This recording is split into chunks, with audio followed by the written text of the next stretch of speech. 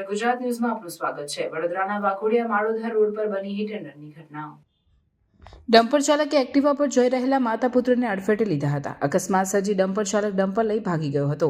અકસ્માતની ઘટનાના સીસીટીવી સામે આવ્યા। અકસ્માતમાં માતા પુત્ર ઇજાગ્રસ્ત હતા, સારવાર અર્થે ખસેડાયા હતા।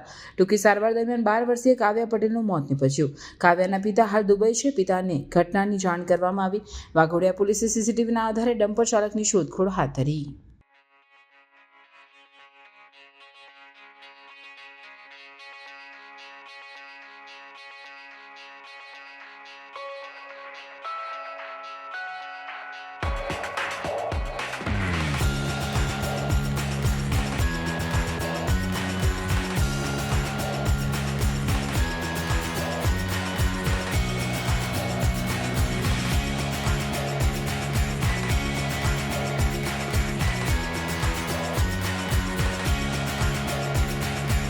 સમાચારોની અવનવી અપડેટ્સ માટે જોતા રહો સેક્યુલર ગુજરાત ન્યૂઝ।